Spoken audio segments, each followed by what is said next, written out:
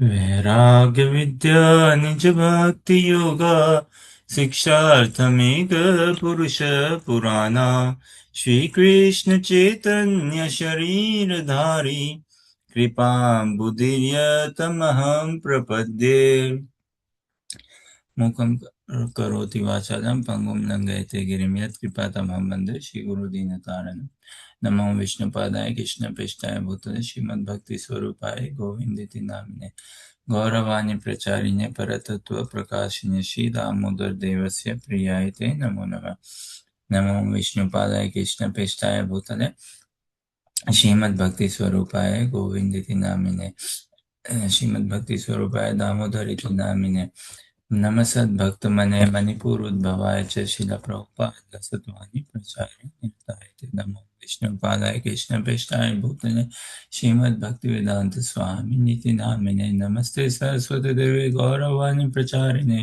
निर्विशेष शून्यवादी पाश्चात्यादेशतारिणे वाञ्छकल्पतरुभ्यश्च कृपा सिन्धुभ्यैव च पतितानां पावनेभ्यो वैष्णवेभ्यो नमो नमः जय श्री कृष्ण चैतन्य प्रभु नित्यानंदा श्री अद्वैत गदाधर शिवासादि गौर भक्तवृंद हरे Krishna Krishna Krishna Hare Hare Hare Ram Ram Ram Hare Hare.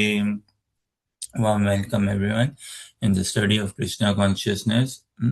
So we continue our study, and life has many meanings. One of the meanings of life is opportunity.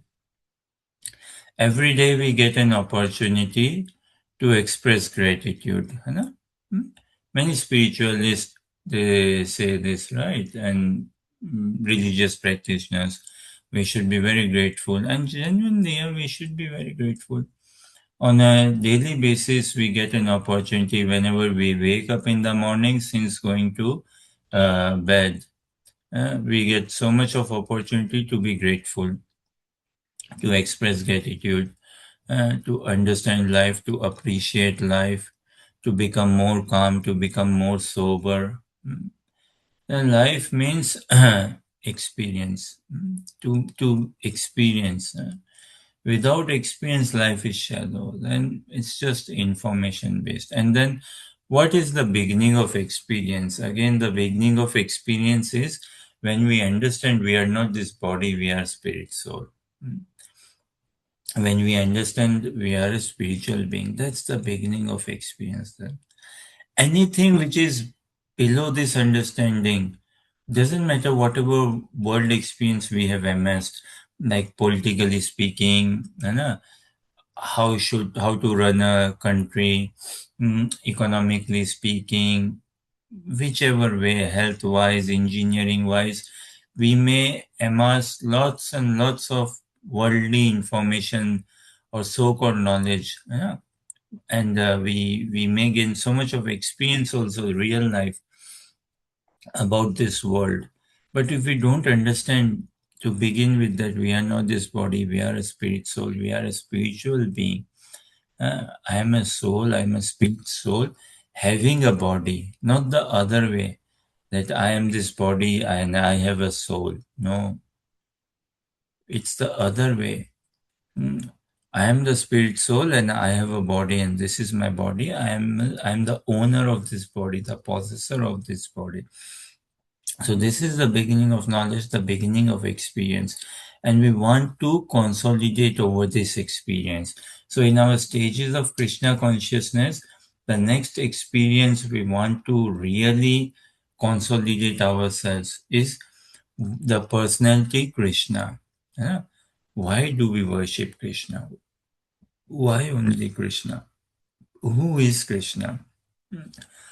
So again, within the concept of God, God being absolute truth, absolute reality, Krishna stands out. Fully he stands out. But we cannot love God. We can love Krishna, but not God.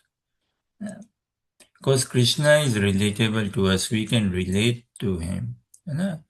As in says in Christianity, we hear what? Man is made in the image of the Lord. Yeah. We are made in the image of Krishna. Krishna is human like, not human, but human like. He's transcendental. And we also we have to elevate in our consciousness. Development or growth has to be of consciousness. Elevation is of consciousness. So in our consciousness, we have to become Krishna conscious. Yeah? And there are various ways of saying it.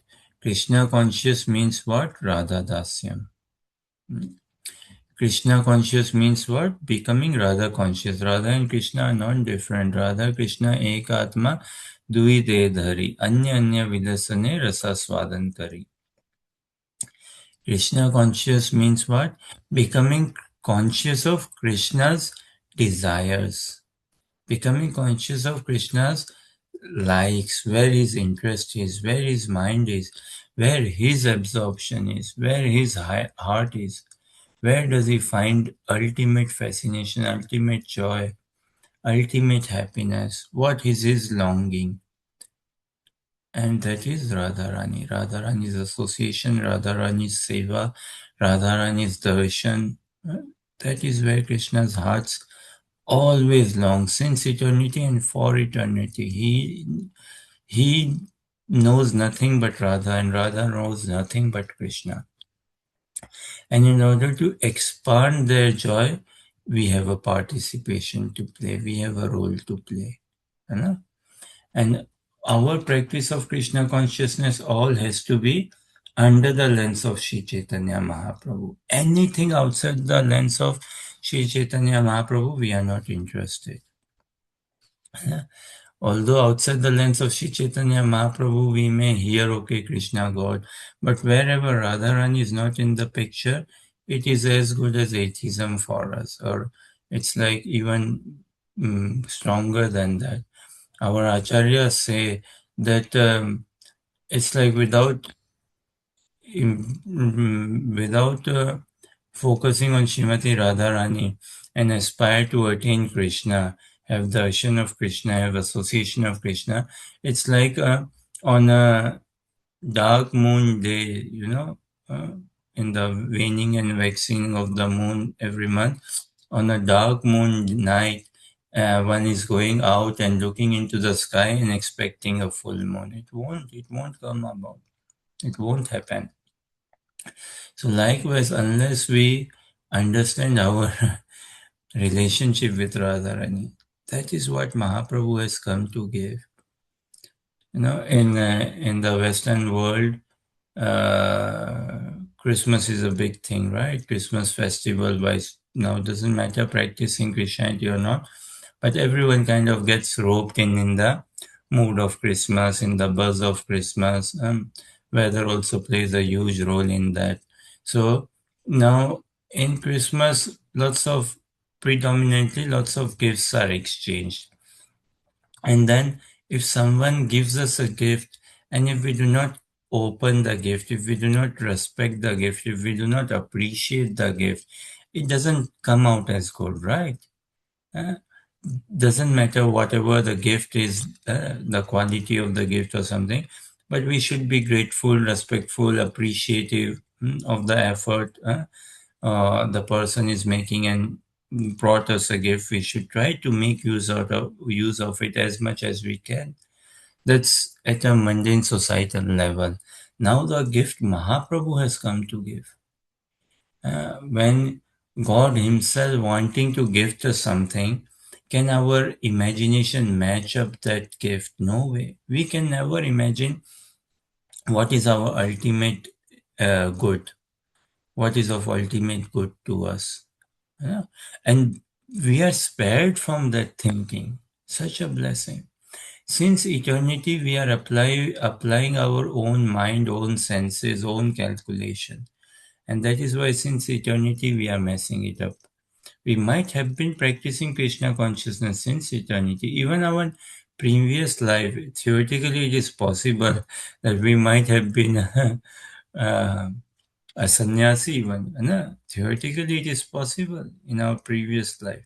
But we never managed to develop that consciousness, sannyas consciousness, that pure consciousness.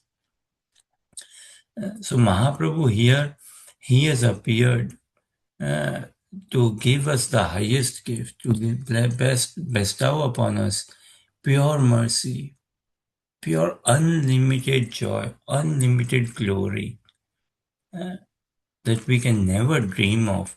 So if someone is so freely, without any uh, much checks and control, without checking who is eligible, not eligible, if he's bestowing it freely, giving it to us, why should not we take it? We should honor it. We should take it with both hands. We should jump and receive it with both hands and put it close to our heart or make it completely in our heart. And the foundation of the practice of Krishna consciousness is humility. Hmm. The foundation is humility. Everything is centered around humility. And so much so that in Brihad Bhagavad Gita, Sanatan Goswami Pad, he writes that humility becomes synonymous to love. And such has to be our practice of Krishna consciousness. A stage has to come sooner than later that, humility becomes synonymous to love. What else? Is it fair to say, this is a question, is it fair to say a stage has to come in our practice of Krishna consciousness wherein desire becomes synonymous to love? Yeah? This desire to be a pure devotee of the Lord, this has to really spark in our heart. This has to this has to be completely revolutionized in our heart, and this has to be our focus, our purpose, our meditation, this aspiration to become a pure devotee of the Lord. And the aspiration should be what? Pure lover of the Lord, pure servant of the Lord, you know, of the Lord, of his of pure of Vaishnavas, of Shri Guru and Gauranga, of the Parampara. The aspiration should never be, oh, I want to have a pure mystic experience.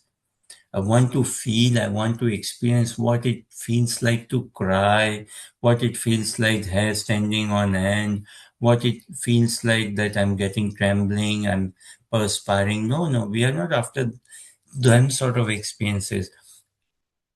If they come, fine, but that's not, should never be our focus. Hmm.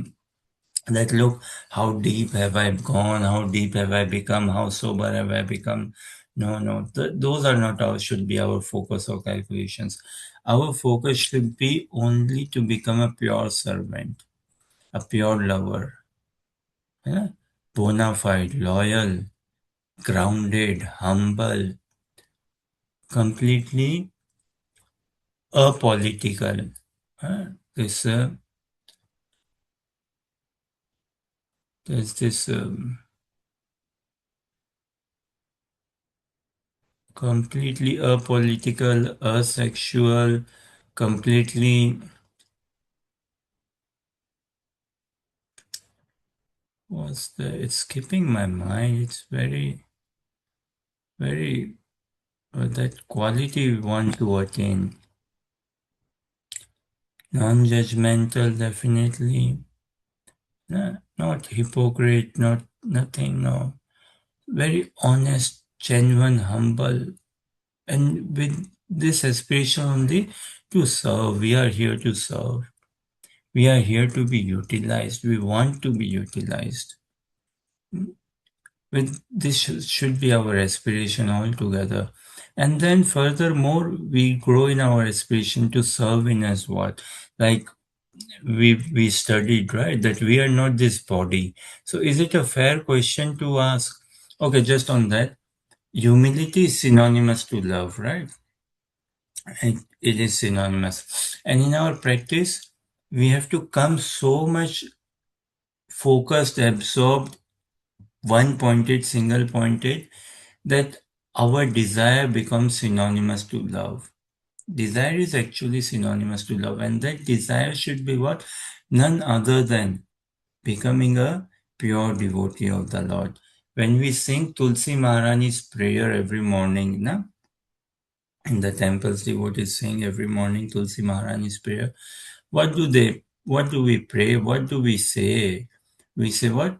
More e abhilash vilas kunj diyo vas nayane heri bo sada युगल रूप राशि है ना?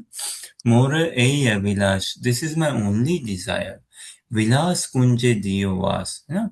Give me shelter, give me residence, give me entrance. Where? In the Nikunj realm, in the Vilas Kunj, in the groves of Vrindavan. There. Vilas Kunj Divas, Nayane Heribo Sada, Yugal Ruparasi. And from there I will drink your beauty throughout and throughout, through my eyes, through my vision. I will behold your beauty. I will see you, I will think about you, I will serve you day and night. So only one desire. This has to be our only desire.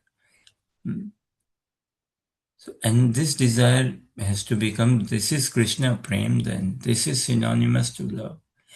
Then greed is synonymous to love. Our greed has to be intensified. It has to be one-pointed. Greed for darshan, of the divine couple. The greed for association of the divine couple. Greed for service of the divine couple. That we never desire to have, we never worship just Krishna or just Radharani. We worship both. They are one. Radha Krishna are one. We worship the God is a couple, the divine couple. We worship the divine couple. Yeah? Them. And that is Mahaprabhu's mission. He has come to give to us this worship of the divine couple. So we should be wholeheartedly accepting that. Yeah? And this has to sink in our consciousness. We have to become one with the desire of Mahaprabhu.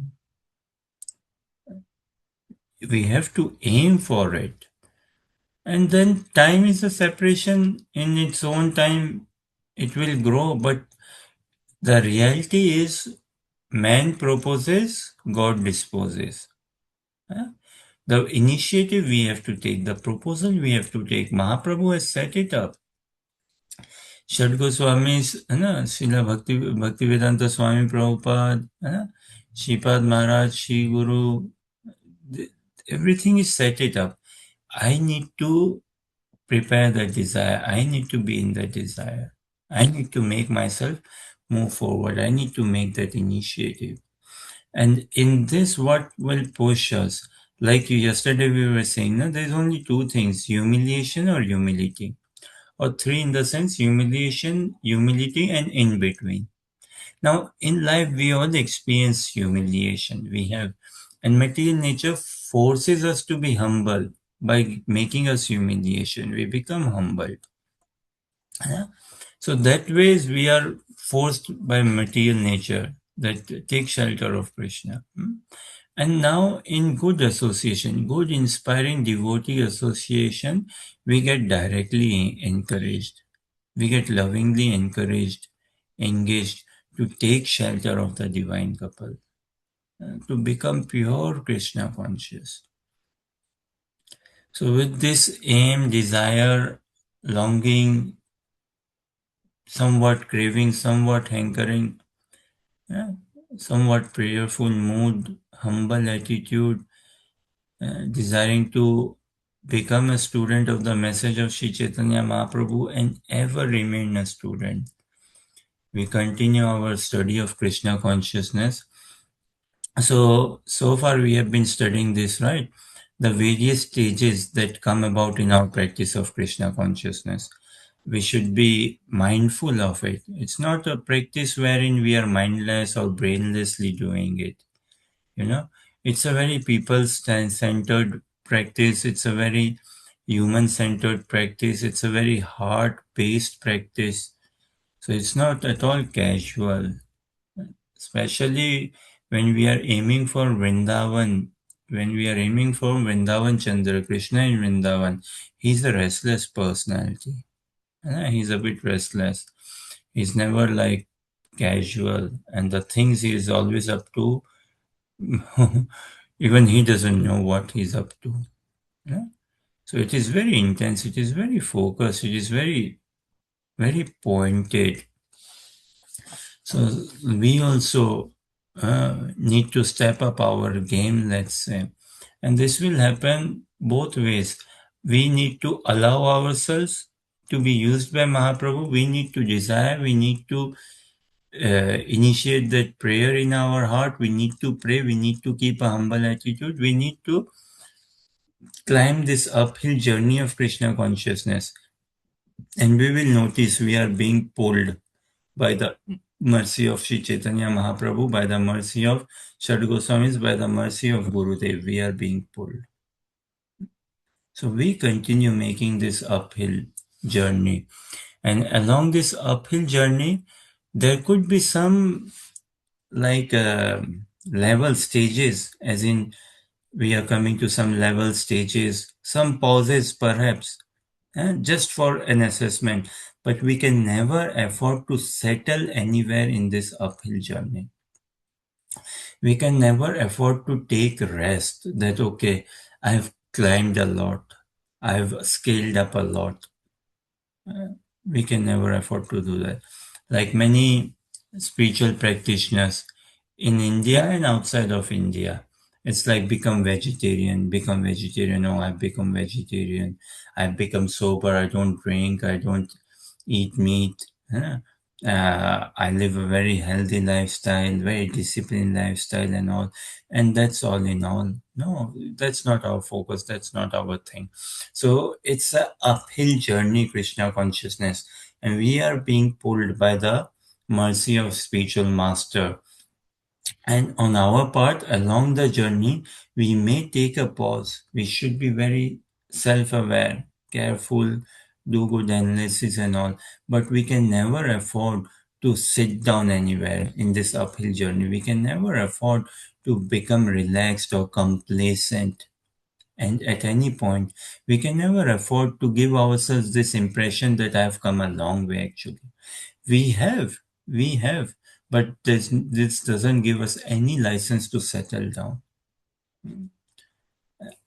So, whilst making an uphill journey, if we sit down somewhere and we just settle down there, as in that settle down for heavenly planets or settle down with this worldly name and fame, Yeah. Devotees are naturally appreciative, others are also can be appreciative, and uh, Krishna could well be playing a trick on us, okay, giving us some good name, fame, settlement, and all, but we should never entertain any of that. Also, in this uphill journey, we should not be moving ahead carrying grudges in our heart, carrying pain in our heart, no.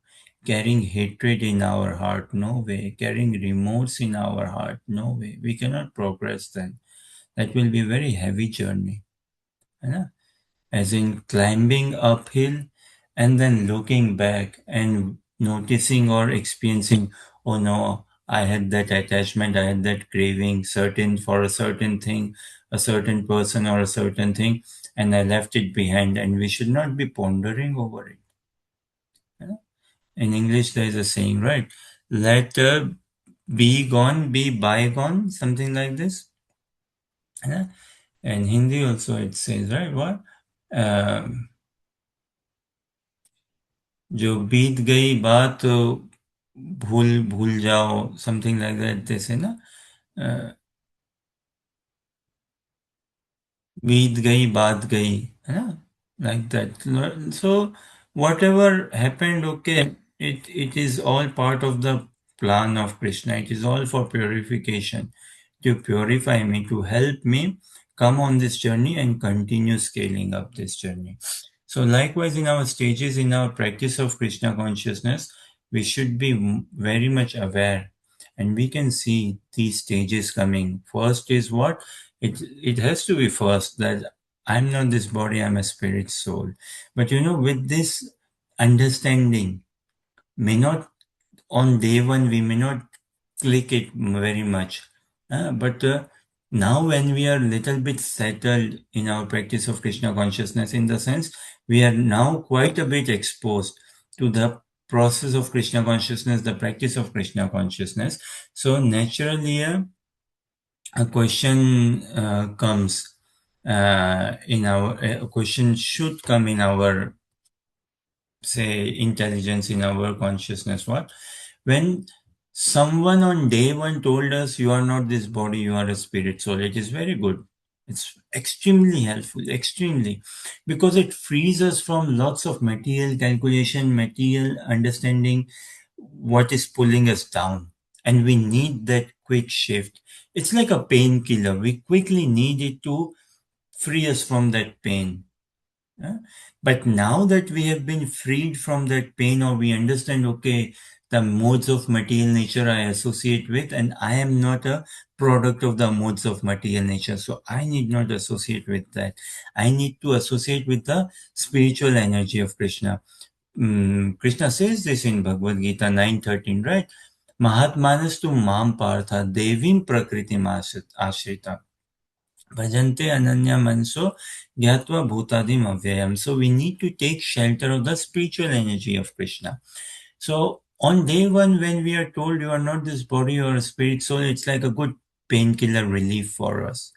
But now that pain, somewhat, even if a theory level is relieved, a question straight away comes when someone tells us, you are not this body, you are a spirit soul.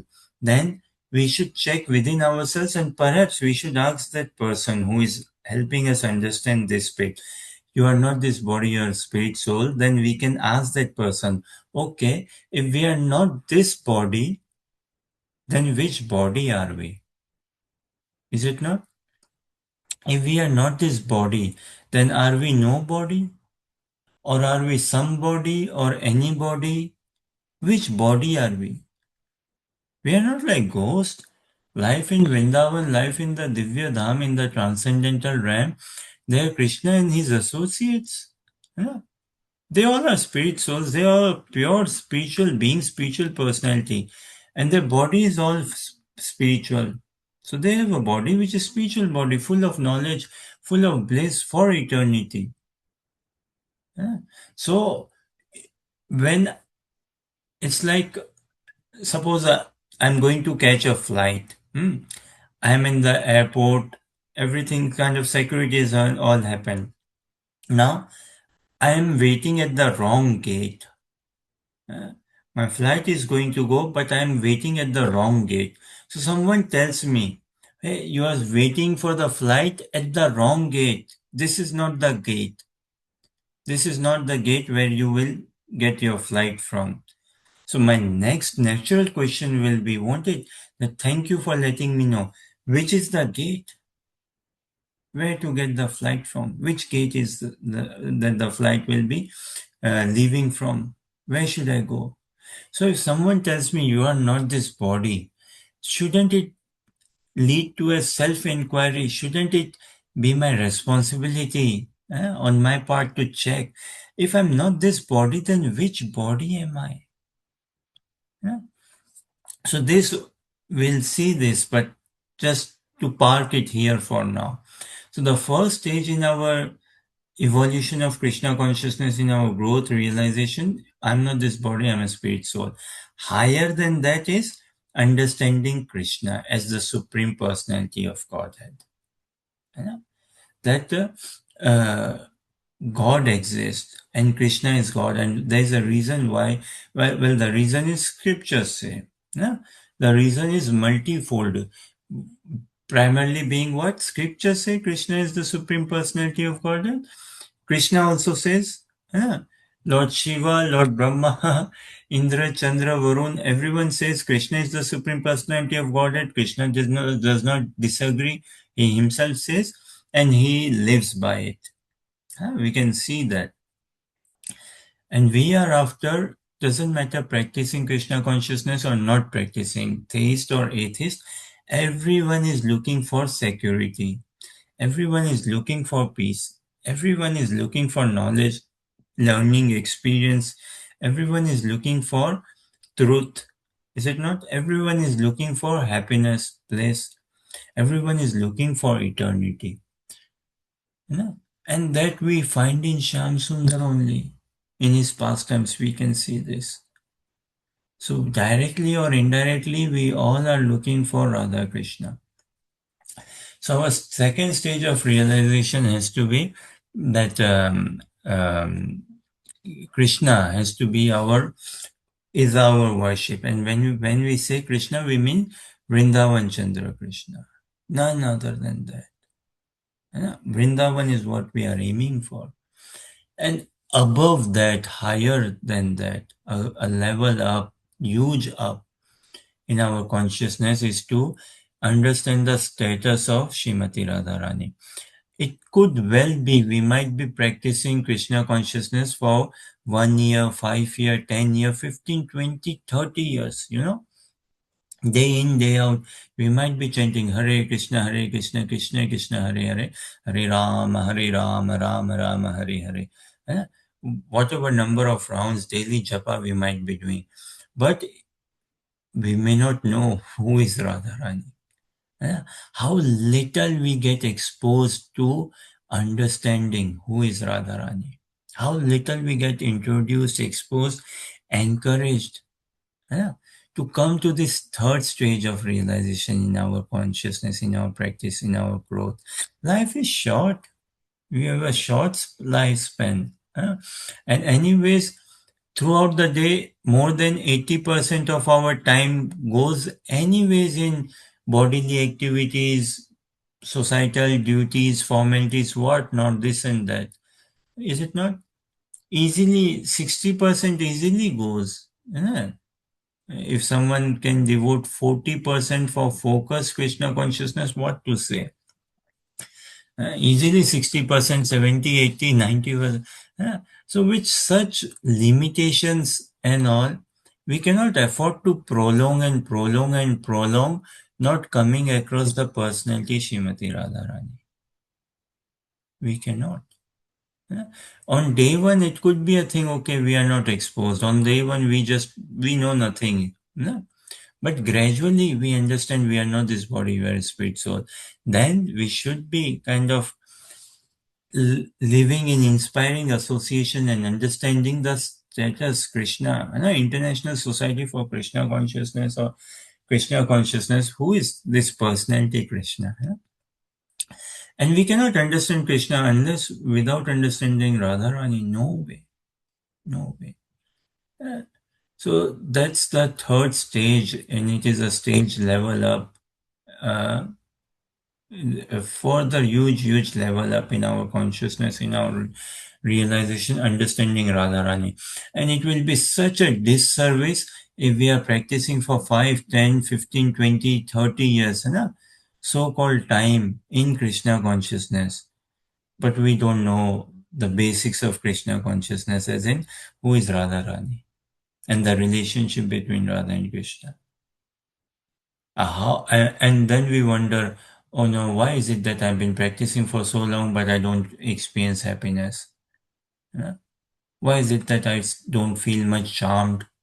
Why is it that I feel that my days in Krishna consciousness are over?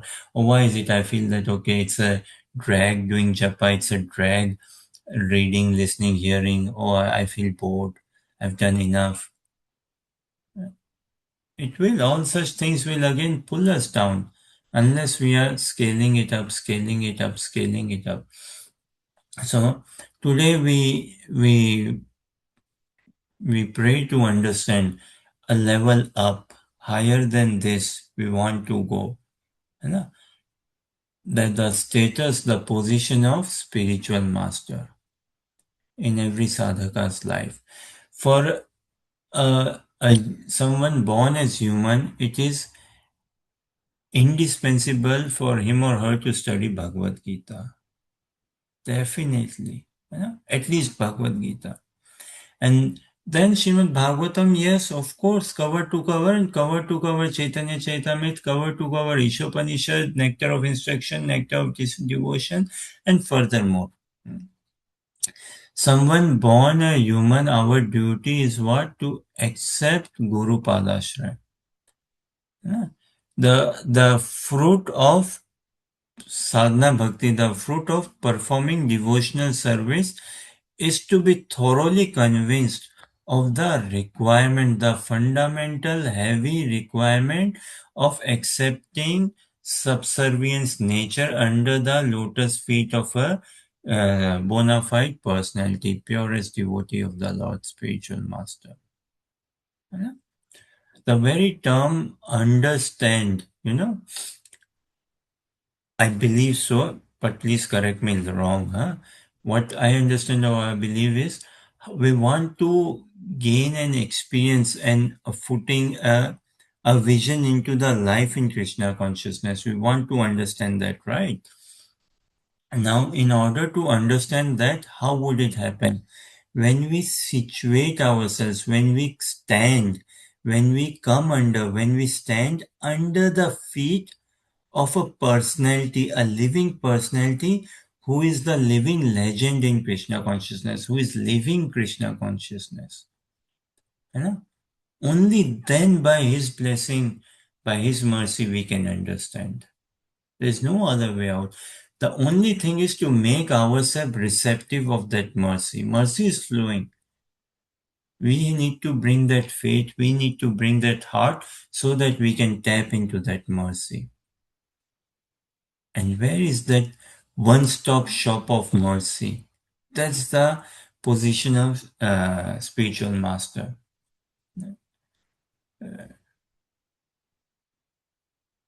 So we read few shlokas and we try to understand the status of spiritual master, the relationship we should be having with spiritual master, and why the status of spiritual master in our perfection of human form of life is much higher in the stage we said, no, it's higher than the stage of like realizing Krishna as the Supreme Personality of Godhead, the status of Radharani. Spiritual master status comes above to it. So for now, I will share in screen Bhagavad Gita 434, and we can read the translation, and we'll read purport as well. And I would request, I've asked this previously, Ritik, I believe he knows, Anuja also, I've asked this previously, but we'll ask again. When we read the purport of 434, I would encourage all of us kindly share one message, one sentence Prabhupada writes in that purport. What stands out for all of you? One sentence. What do you think is the topmost? It could be subjective, but whatever you feel is topmost message in that purport of 434. Tadvidhi pranipatena pariprasnena sevaya upadyakshanti te jnanam jnaninastatvadarsinam. So, Prema Punita, if you can read translation and maybe if Andrew can read the purport, huh? Hare Krishna. Just try to learn the truth by approaching a spiritual master. Inquire from him submissively and render service unto him. The self realized souls can impart knowledge unto you because they have seen the truth. Purport. The path of spiritual realization is undoubtedly difficult. The Lord therefore advises us to approach a bona fide spiritual master in the line of disciplic succession from the Lord himself. No one can be a bona fide spiritual master without following this principle of disciplic succession. The Lord is the original spiritual master, and a person in the disciplic succession can convey the message of the Lord as it is to his disciple. No one can be spiritually realized by manufacturing his own process, as is the fashion of the foolish pretenders. The Bhagavatam 6.3.19 says, Dharmam tu sakshad bhagavat pranitam. The path of religion is directly enunciated by the Lord. Therefore, mental speculation or dry arguments cannot help lead one to the right path, nor by independent study of books of knowledge Can one progress in spiritual life? One has to approach a bona fide spiritual master to receive the knowledge. Such a spiritual master should be accepted in full surrender, and one should serve the spiritual master like a menial servant without false prestige. Satisfaction of the self-realized spiritual master is the secret of advancement in spiritual life. Inquiries and submission constitute the proper combinations for spiritual understanding. Unless there is submission and service, inquiries from the learned spiritual master will not be effective. One must be able to pass the test of the spiritual master, and when he sees the genuine desire of the disciple, he automatically blesses the disciple with genuine spiritual understanding. In this verse, both blind following and absurd inquiries are condemned. Not only should one hear submissively from the spiritual master, but one must also get a clear understanding from him in submission and service and inquiries. A bona fide spiritual master is by nature very kind toward the disciple. Therefore, when the student is submissive and is always ready to render service, the reciprocation of knowledge and inquiries becomes perfect. Yeah. Fascinating purports. Prabhupada's purports are revolutionary. I like this purport of Bhagavad Gita 2.7 also is amazing, amazing. And lots of such purports. So, any thoughts? No force or pressure, but if anything struck out in this purport, then kindly share. Any sentence again, if it's overall the purport is amazing, and I'm not saying we pick and choose, we see things in isolation, that is not at all appreciative, or we randomly pick, no, not like that, or anything out of context, no. But within this purport, if any sentence, any message that really struck, then kindly say.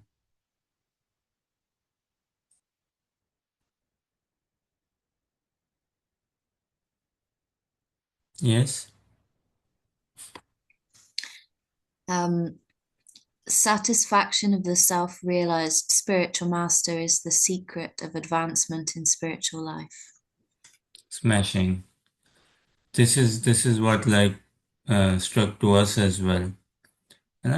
Satisfaction. A very dear devotee friend of mine, he kind of showed this to me. It's amazing. Satisfaction of the self-realized spiritual master. Spiritual master, when it comes to choosing spiritual master, it goes both ways. The disciple has the right to exercise who he wants to submit himself to. And he can and should actually observe. Check as in, not check, okay, like a judge, not like that. Oh, what time is the spiritual master waking up? What time is he sleeps? How much he eats and all? Not like that, but observe and see. Observe definitely. And the spiritual master also should observe the prospective candidate who is willing to take shelter of his lotus feet. He also should see that is he sane enough, let's say, that how dodgy is he or something like that. Definitely should be seen. And spiritual master guru by default means one who is self-realized. Like Prabhupada writes, in Perfect Question and Perfect Answer, a dialogue with Bob Cohen, who is a science teacher, and later on he takes initiation from Srila Prabhupada, becomes his disciple, and is known by the name Brahmatirtha, I believe, so in that they have a dialogue, and he asks Prabhupada, like, false gurus. And Prabhupada says, Guru is Guru. There's nothing like false Guru. There's nothing like false God. God is God. God can never be false. God is the absolute truth, absolute reality. It's not like false. You know? So likewise, Guru is a position, it's a status. It's a position, and it's by default it is infallible position, it is infallible status. So there's nothing like false guru. So guru is one who is self-realized, and he has the potency to make his disciple who is willing and sincere to make his disciple also self-realized. Guru, a spiritual master is a personality. In the eyes of the disciple, he should see him, and this is not in theory, through realization in his consciousness, he should pray to experience his spiritual master as the most blessed personality, as the most blessed soul, as the most blessed devotee, as the most absolute level of Krishna conscious personality. Like yesterday we were saying, Shri Guru says, right, that if we acknowledge that I am blessed, I'm so blessed to be born human, I'm so blessed that I have this opportunity to practice Krishna consciousness, and if I take that as a blessing and if I consider myself to be blessed, then it comes with an obligation, clear obligation. Now it is to become fully blessed. I have to become fully blessed. If I take myself to be blessed or very blessed, then I have to completely become fully blessed. And how will that happen? When we come across someone who we see as he's the one who is the most blessed, and when we hook ourselves to him, when we again situate ourselves under his shelter, put ourselves, become humble at his lotus feet, only then we will be able to understand the mysteries and the joy in Krishna consciousness. So this is must. When we come across Krishna consciousness, we want to kind of do good sadhana, yes, which is good. And throughout we have to do good sadhana. There is no not saying about it. There's nothing undone about it, say. But then the fruit of sadhana is what? The fruit of sadhana is taking shelter at the lotus feet of a bona fide personality. That is the fruit of the culmination of coming across devotees and the fruit of sadhana. And the fruit of taking servitorship at the lotus feet of a spiritual master is what? The gift, the benediction of that is becoming fully blessed, realizing our true potential, our utmost human spiritual potential, becoming a kinkari, a choicest maid servant of Srimati Radharani. That fulfilling the desire of Sri Chaitanya Mahaprabhu. We were saying now a few days ago, if someone is wanting to cross a road, let's say, and is struggling, but the person wants to cross a road, and if we help the person crossing the road, if someone we see, okay, he's running late to catch a bus, and if we can somehow manage to let the driver know and the driver can wait, we help that person, right? And we help ourselves become an instrument in his desire. The person becomes so happy, right, whom we help, and he wants to bless us. So Mahaprabhu, if we fulfill his desire, Mahaprabhu's desire is that we become fully Krishna conscious. We become Radharani's Manjaris, Sevikas, Dasis, Kinkaris. This is Mahaprabhu's Manobhisht, his heart's desire. And when we allow ourselves to fulfill his heart's desire, he would be so pleased. So pleased. This should be our central focus, overall focus, or rather only focus in life. Yeah. Whatever else societally happening will happen is happening, and we just keep that puzzle in a nice way so that duty bound we are moving forward in society. Yeah. As we say, we can at the most we can offer our duty to society, no more than that. It's a fallacy to understand that we love society or we should love. No, no. Love is only for Krishna. For society is duty bound at the max. Yeah. So this secret of advancement in spiritual life is what when the self-realized spiritual master is satisfied, when he is pleased, then yes, our advancement is rapid, guaranteed. That is guaranteed. When he is pleased, then it is guaranteed we will become Krishna conscious. Thorough and thorough. Yasya prasadat bhagavad prasado, yasya prasadan na gati kutopi. This thing. So, coming across Krishna consciousness, God is a distant reality. Krishna is a distant personality. We have not yet had darshan of Krishna. We have seen him. We have had darshan in deity form in the temple, or hearing about him from devotees. That is also saying Krishna, or reading about him in scriptures, Bhagavad Gita, Bhagavatam, Chaitanya Charitamrita. That is also having darshan. Honoring Prasadam, chanting his holy name, being in the association of devotees. Still, in our consciousness, we have not become in sync with him. We have not yet become his associate. That thing is missing. And we take darshan of Krishna in the temple in deity form, but we never see deities having a direct dialogue with us. We don't experience that. Yeah. When we do japa, we are chanting the holy names of Krishna, but we never see, okay, deities coming out or the holy name coming out and kind of telling us, hey, wake up, you are dozing off. We don't experience that. The deity is telling us, hey, you're calling my name, but you pronounced it wrongly. No. Yeah. So, although we see deities, but how much can we relate? How much do we relate? We hear about Krishna, we read about Krishna, but how much?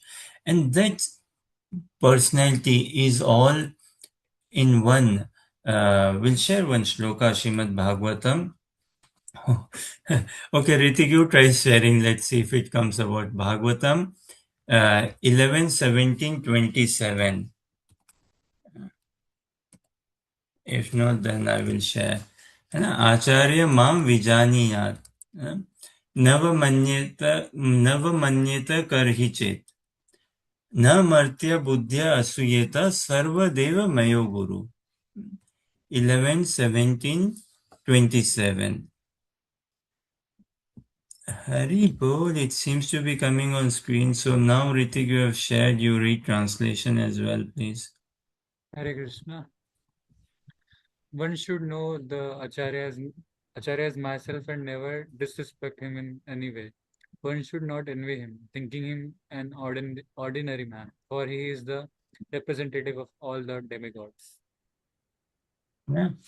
Acharya Ma Vijaniyat. If we see the synonyms, Acharya, the spiritual master, one who teaches, one who teaches through his personal behavior, reflection, personal manner, and also through instructions and in every form and shape. Acharya Mam Vijaniyat, consider, understand, know, realize that spiritual master is non-different from me. Na avamanyeta karhi chet. Avamanyeta is to disregard his order, instructions, to be disrespectful. Never ever. Na avamanyeta karhi chet. Na martya buddhya asuyeta. Martya buddhya is in never consider him to be carrying any material identity, material consciousness, or on this mundane material platform. Even though we may see him, oh, he snores, he makes loud snore. We may see, okay, spiritual master is taking rest and he's snoring heavily. We may see, oh, spiritual master is having fever, he's coughing, or spiritual master is like, we may see that he's doing some mathematical calculation, he has got it wrong like this, but no. So share screen, na avamanyeta karhi chet, Na martya buddhya ashveta. All this are material faults, and we should never consider see him in that material light. No. Updeshamrit also says as nectar of instruction, specifically shloka 5 and 6. Yeah. So, with the idea, Martya Buddha, with the idea of his being an ordinary man, he's being a man of this world, mundane man. No, he's not at all material. Spiritual master role is multifold. Simultaneously, he's physically present with us, dealing, talking, speaking with us, encouraging, educating us, and simultaneously, he's in the Nikunja realm. He's engaged in the seva of the divine couple. That thing. Sarva Deva Mayo Guru. My spiritual master, he's the one-stop shop of all mercy. Sarva Dev meaning all demigods, yes. He's the representative of all demigods. He's the representative of all goodness, all good qualities. Demigods means what? Dev, Sura means Sura. Su means one who is very, those who are very capable and satisfied in good qualities, in executing the orders of the Lord. So, spiritual master is that personality who carries all mercy, who is the one stop of all mercy, who is the we cannot afford, praying separately to Prahlad Maharaj for mercy, to Dhruva Maharaj for mercy, to even to Bhaktivedanta Swami Prabhupada for mercy. Yeah, we cannot afford, in the sense, okay, Prabhupada, of course, we seek their mercy, we seek uh, Prabhupada mercy, we seek Prahlad Maharaj's mercy, Dhruva Maharaj's mercy, we seek Bhakti Vinod Thakur's mercy, Bhakti Siddhanta Saraswati Thakur's mercy. Who is not? Huh? We seek Brahmaji's mercy. We seek Ambarish Maharaj's mercy, like this Arjuna's mercy. But one-stop shop is where, if spiritual master is pleased, then yes, we manage to attract the mercy of Prahlad Maharaj, Dhruva Maharaj, everyone. Because Prahlad Maharaj is a distant personality for us. Dhruva Maharaj, even A.C. Bhaktivedanta Swami Prabhupada. Yes, Ritik? Hare Krishna. So I have Mhm. I have a question. You said if we see some material defect in a spiritual master, like he's snoring or something like that. So Mhm. how should we like take it? What are the like? Mm. Good question. Na? He is both. He's a perfect sadhaka for us, a disciple, and because we do not have any other than theoretical understanding of God, we do not know how Krishna lives. How do we deal with him? We never, because he's completely spiritual. Krishna and his entourage, they all are completely spiritual. And if I'm genuine, I will discover within myself I'm anything but spiritual, I'm anything but holy, I'm anything but pure. Yeah. So the one we can relate to most is with spiritual master, because we see him walk. We don't see deities walk. We see him talk. We don't see deities talk. We don't see like Bhagavatam coming out of me and telling me, oh no, you have not got this message right. Residing as Paramatma, Krishna within our heart is guiding us. But much better than it, that is what? When we get it straight from the words from the mouth of spiritual master. You know? Until we take Guru Padasha's servitorship of spiritual master, we are driven by Paramatma. And when we take servitorship of spiritual master, we want to be driven by spiritual master directly then. So when we see him, okay, he's snoring or things like that, sort of things like that with our mundane vision, mundane calculation. It's not like he's of this material world and material consciousness. How do we deal? How do we react, respond to such things? That when we see his magnanimity, we will discover what? That he's the perfect sadhaka. He's both. His status is multifold. He is the perfect devotee, he is the perfect sadhaka, the pure. Whatever struggles I am going through in my life, in my practice of Krishna consciousness, he knows, and he is that personality whom we can see he has gone through that struggle. He knows our experience, our emotion. Krishna is beyond this world. Krishna, no matter touches him. So whenever, how much I cry, if my cry is not genuine, if my cry is any material, it won't cause anything in Krishna. Yeah.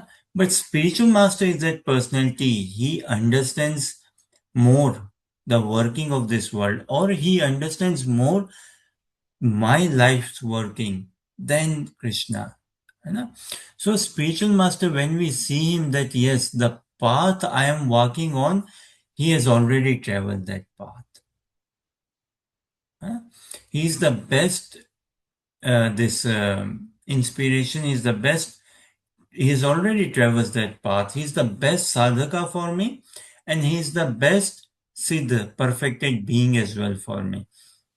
So when I see that thing happening, yes, he's the perfect, then we can see, even though he's snoring or apparently, oh, spiritual master is sick, you know, he's living in this material world, his body in this material world, but consciousness wise, he's still not attached. He's still not complete, he's not at all attached. He's not at all disturbed by this snoring element or by the material miseries, whatever comes may, in the form of bad health or whatever, still he is untouched. And that way he's training us, he's educating us how to become detached, how to live detached in this world, how to not associate. Because otherwise, how would we learn? Otherwise, how would we see? Again, I say, na, Radha Krishna, they are not of this realm. Even spiritual master is not of this realm. But we need someone who is in this realm, physically present to help us come out of this realm. Yeah. So when we strike a relationship with the spiritual master and understand his status, then we can see, even though externally apparently he is snoring, even though externally apparently uh, is like having a fever, say, such things, or even though externally apparently he may not know how well to use a smartphone, or some material mathematical calculation he may get it wrong, he may know some spellings or meanings may not be fine, but that is not the consideration. Thing is, how can we transcend? How would we able to transcend? And we need to deal with him at consciousness level. At that relationship has to be struck. And when we are able to see him like this, he's faultless. That is the only way we won't be able to see fault in Radha Krishna. Otherwise, if we take them things, snoring and such things, as faults in spiritual master, then surely we will find fault in Radha Krishna, and that was always going to be a blockage. Then Yogamaya won't let us in the eternal realm. This thing. So uh, share this one as well. 11.3.21 Srimad Bhagavatam. Tasmad gurum prapadyeta jigyasu shreya uttamam. Shabda parecha nishnatam brahmani upshama ashrayam. Fascinating. So, tasmad gurum prapadyeta. For us, therefore, there is a requirement to take shelter of a spiritual personality, spiritual master. Jigyasu Shreya Uttamam. And we should inquire from him of our highest eternal well-being and good, and he can help us. He will give us. He will make us fully blessed. Why? How? Shabda Paricha Nishnatam. He is completely well versed in the scriptures. He has realized, he experienced, he lives the life of the scriptures. Of the when we say scriptures, meaning the pastimes of Radha Krishna, he is engaged there simultaneously. Brahmani Upsama Ashram, and he is completely detached from this world, detached from sense gratification of this world. So Ritik, read translation. Therefore, any person who seriously desires real happiness must seek a bona fide spiritual master and take shelter of him by initiation. The qualification of the bona fide guru is that he has realized the conclusions of the scriptures by deliberation and is able to convince others of these conclusions. Such great personalities who have taken shelter of the Supreme Godhead, leaving aside all material consideration, should be understood to be bona fide spiritual masters. Okay?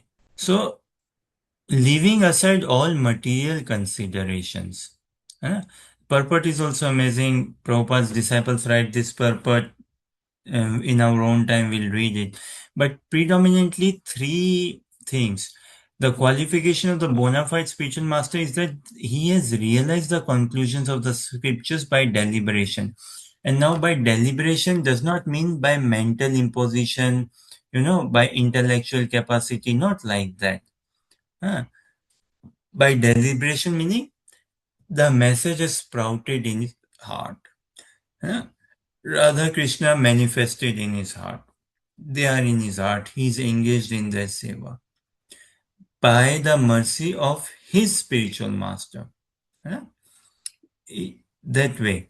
And he's able to convince others of this conclusion. So if we are hearing his satsang, hearing his classes, discourses, spending time with him, hearing his kirtan and hearing about him, if we are convinced of becoming Krishna conscious, he is that personality who charges us with Krishna consciousness.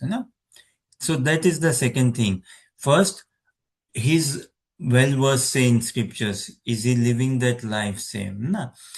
Is his talk, is that creating a revolution in my consciousness? And third thing, what? He is free from any material sense gratification. है ना? He is completely, he's not dependent on society. He's completely dependent on Krishna. He's completely fearless because he's dependent on Krishna, because he's not materially attached to society. So he's completely fearless, or he's completely honest. है ना? He's not at all on the mundane bodily platform. Yeah. So when we see them things that he's detached from this world, he's not in material, any form and shape, material sense gratification. He could be having n number of disciples, he get n number of Lakshmi, money coming through, praise, name, fame coming through, but he's able to digest anything and everything.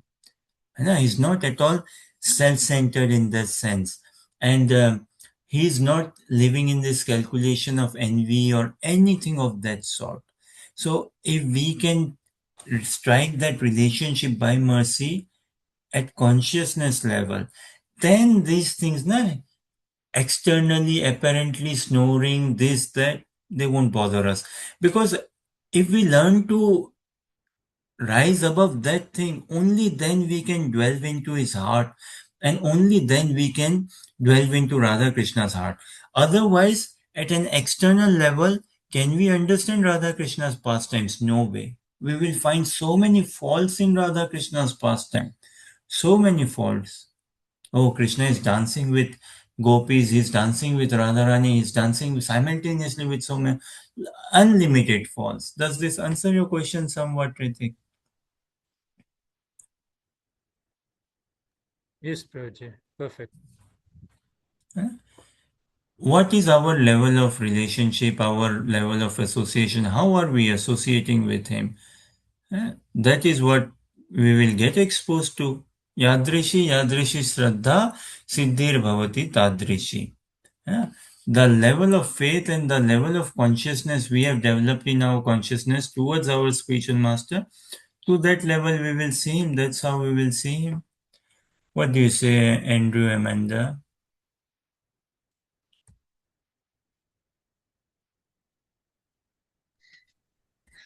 Hare Krishna Prabhu. Mm-hmm. So a contemplation that was coming to mind for me is it that Obviously, it's about our vision and how we perceive them. So, what I'm hearing you say is that with our material vision, our mundane vision, it's easy for us to find fault anywhere. And one story that came to mind for me about Srila Prabhupada, there was a couple of his disciples told this same story that they were following him one morning on a morning walk. And, you know, to some people, they might perceive that he's in a material body um, and maybe we don't intellectually, we can't understand that his body is spiritualized, but these devotees were explaining their astonishment. The people that were walking directly behind Srila Prabhupada, that he was leaving no footprints in the grass, and they couldn't believe their eyes that there was like no trace of his footprints at all on the grass that he was walking on. So this is something that came to mind for me, like, and I was wondering, just your take on it.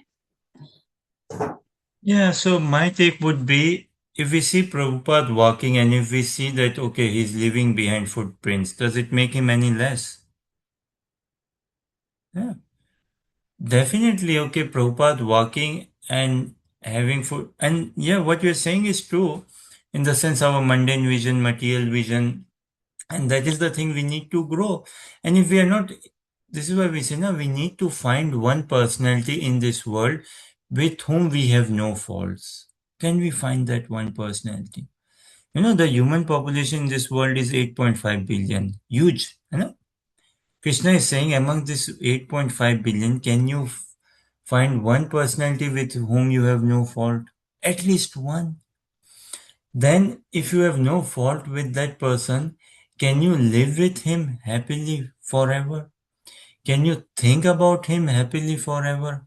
Can you love him? Can you be in a loving relationship? Because if you can spare just one person that in whom you find no fault, and in that one person, if you can learn to live with him, relish life with him, be happy with him, progressive with him forever, you know, then yes, then it gives me the assurance. Krishna says it gives me the assurance that you can handle me as well.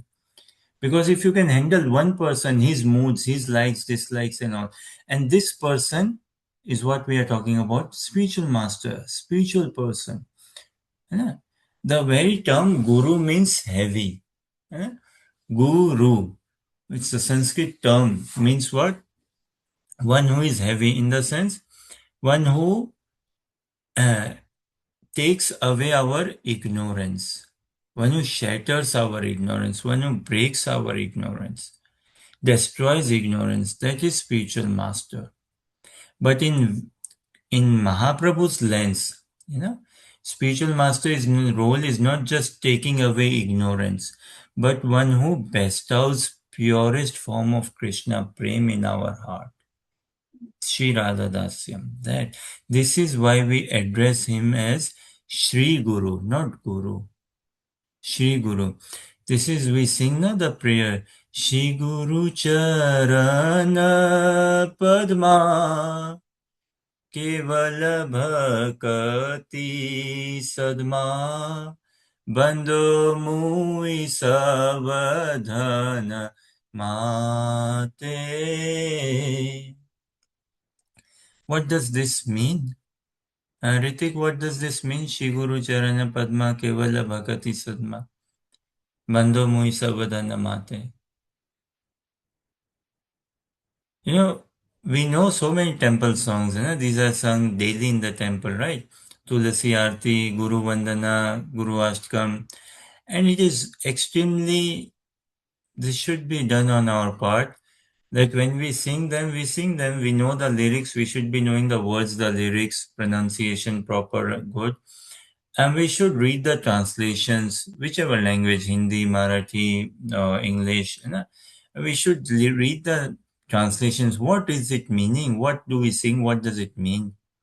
And we should be thorough, at least with these basic songs, what they mean. So what do you say, Ritik? it it it means something like she guru's uh, she guru's feet lotus feet is uh, Hindi में बोलो जी. Yeah, okay, speak in Hindi and then you can translate in English. Maybe that will help.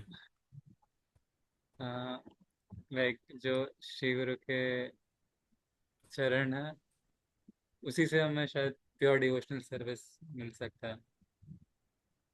ऐसा कुछ है. भाई तुक्का नहीं है ना. या बट यस, श्री गुरु चरण पद्मा केवल भक्ति सदमा ना.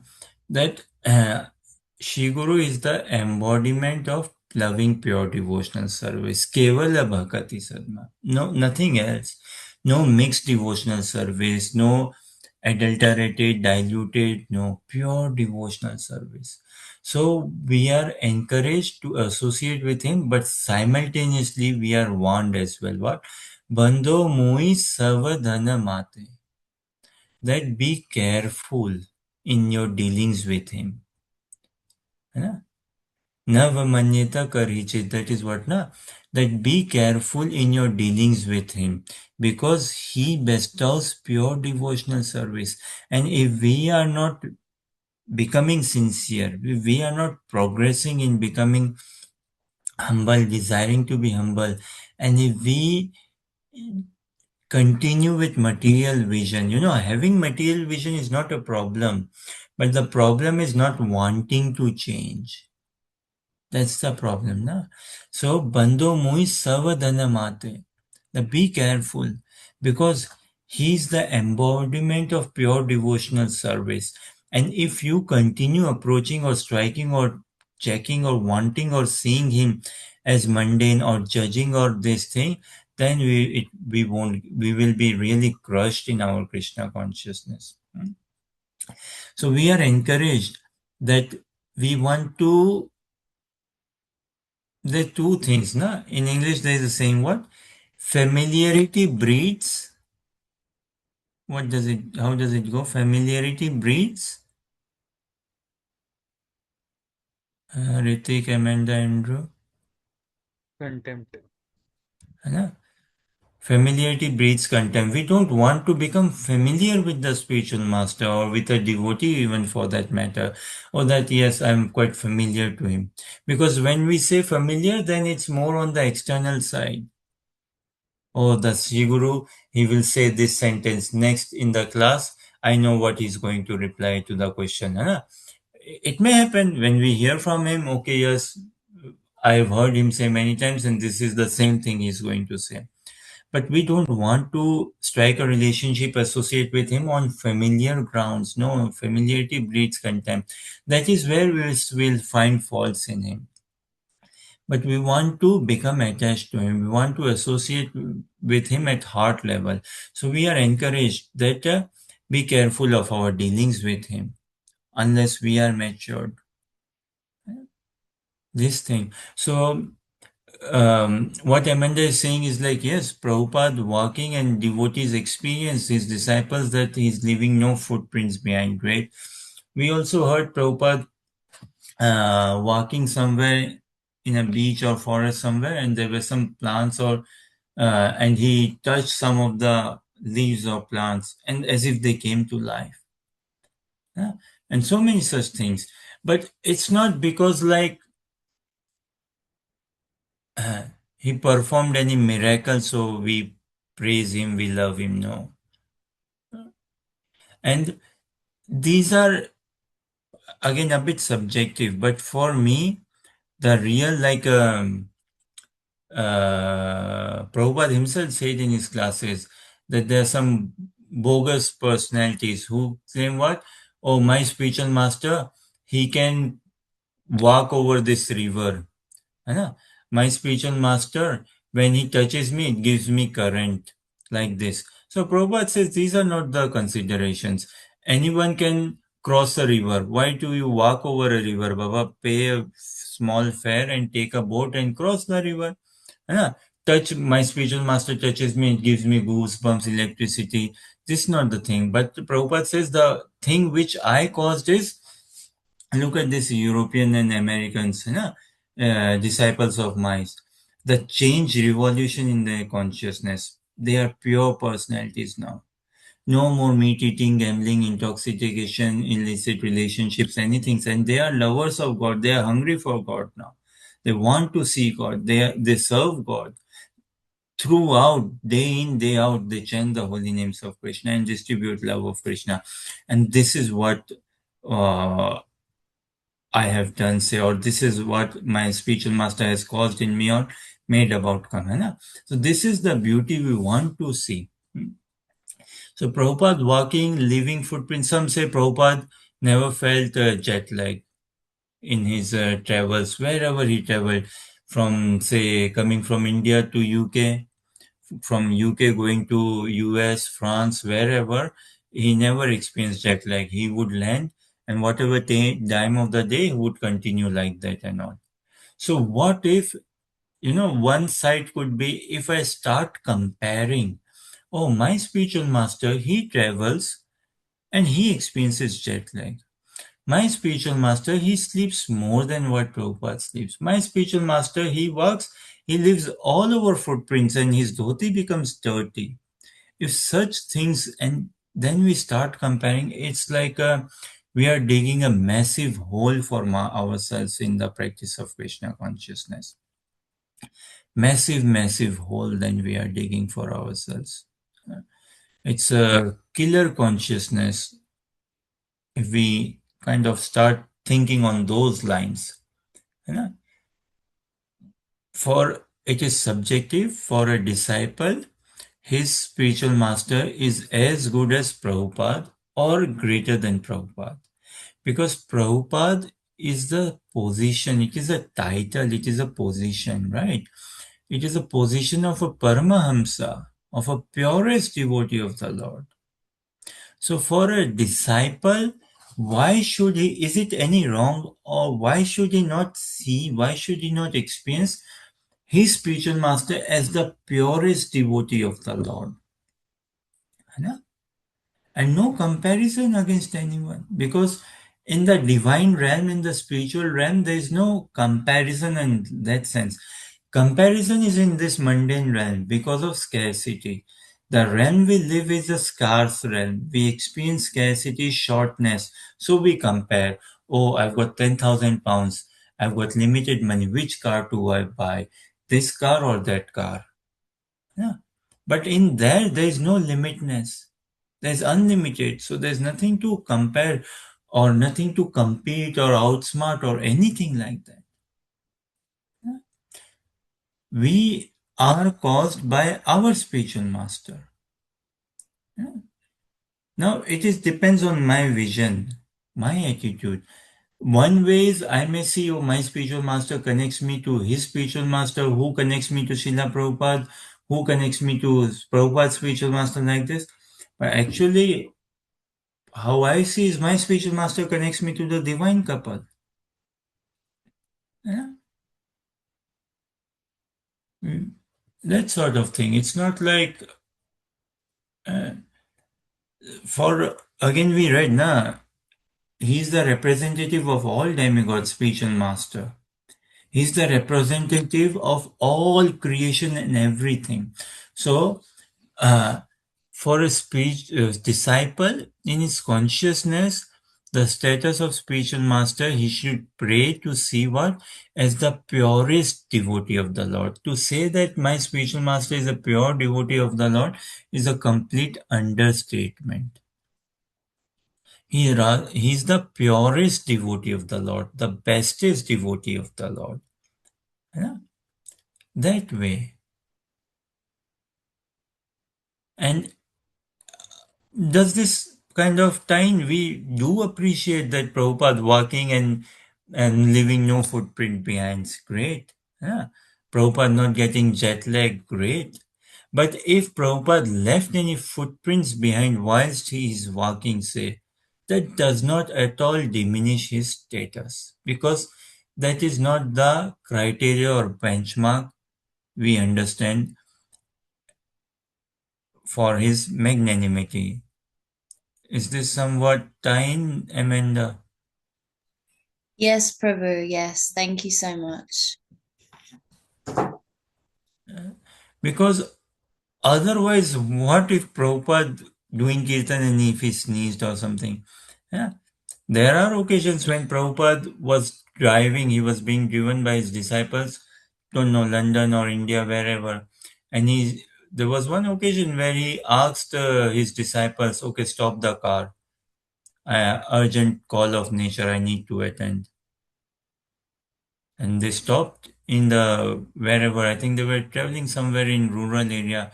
Prabhupada went to a field and he attended to the call there and came. Yeah. So if we see them, that sort of thing, then we would go very crazy. This is why we cannot apply material calculations on the spiritual personality. And same time, we should not be blind as well. So our benchmark is that 11,321 sets the benchmark. है ना? तस्मात् गुरुं प्रपद्येत जिज्ञासु श्रेय उत्तमम शब्द परिच निष्णातम is his purity, his voice, his dealing in this world. What comes from his lotus mouth is coming from his heart, right? And that is the flow of pure mercy. Is it penetrating my heart? Is it causing ripples? Is it causing shaking and electrifying my heart, revolution in my consciousness to go for Radha Krishna altogether? Through his powerful discourses, through his powerful instructions, through his pure, powerful speech, Kirtan, and his behavior like that altogether. This what Kapil Dev tells to Mother Devahuti. So bring on screen 32525.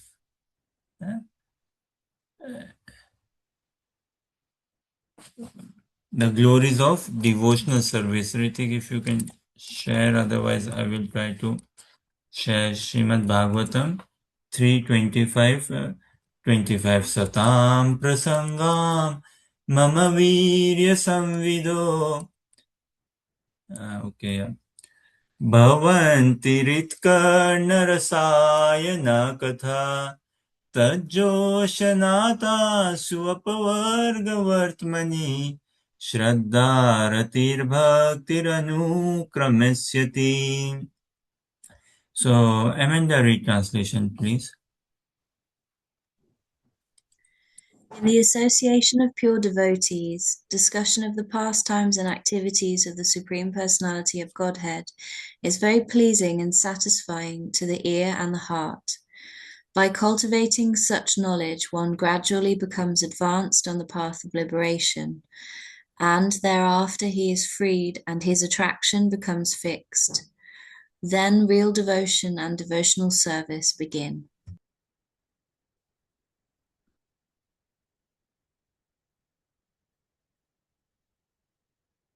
Yeah. So, it's when we associate with a saintly person, with the pure devotee of the Lord, the purest devotee of the Lord, then only this nature of Krishna consciousness will sprout in our heart. Then only we'll become greedy, provided we are wanting to make our heart fertile. Currently, my heart, speaking for myself, is not fertile. But if I desire, or if I make myself available, flexible, then hearing from him, discussions of the pastimes and activities of the Supreme Personality of Godhead will become very pleasing and satisfying to the ear and heart. And gradually, then I would want to hear more and more, more and more, and I would learn how to serve. So we are conscious of time. We won't want to take much of your time, say. But the message, and another time, sometime next week, we'll continue on this a bit more. But the message, what we want to bring home or what we understand is, and throughout Bhagavad Gita, Bhagavatam, Chaitanya Charitamrita, hundreds and hundreds of slokas. Krishna says, "Na ye yatha mam prapadyante tam stateve bhajamyam." In Bhagavad Gita 4.11, he says, right? As you reciprocate with me, as you engage with me, I reciprocate accordingly. As you surrender, as you approach me, I reciprocate accordingly, and all. Many such slokas, messages in Bhagavad Gita, which Krishna is speaking and which calls for the divinity, na? The status, the position of the Supreme Personality of Godhead. We can substitute, a disciple can substitute for his spiritual master. This is subjective again. There are many pure devotees of the Lord, but for me, the purest devotee is my spiritual master. For me, he is the source of all Krishna consciousness for me. So, in my consciousness, first of all, I should see him as the purest devotee of the Lord, not just a pure devotee. Purest devotee. Then a level up would be, I see him as non-different from Krishna, which we read in Srimad Bhagavatam in Chaitanya Chaitamrita. Mahaprabhu himself says that spiritual master is non-different from Krishna. He's non-different. He's one of the confidential associate of Lord Krishna, of Sri Chaitanya Mahaprabhu. That way, first, he's the purest devotee of the Lord. Next, we see him. He is none other than customized manifestation of Krishna for me. None other than. Ambarish Maharaj's pastimes come in 9th canto of Srimad Bhagavatam, right? So Ritik, please share this screen as well. We 9, 4, 18 to 20. Huh? Savai mana Krishna padar vindayor vachamsi vaikunta gunanu varnane. Karau harirmandirmarjanadrisho Shrutim chakarachutkatha udaye Granam chatadpad saurabe Shrimat tulasya tadrasanam arpite Padau hare kshetra padanusarpine Shiro rishikesha padabhivandane Kamam cha dasya natu kama kamyaya Yaduttamashloka janashrayerati. Okay.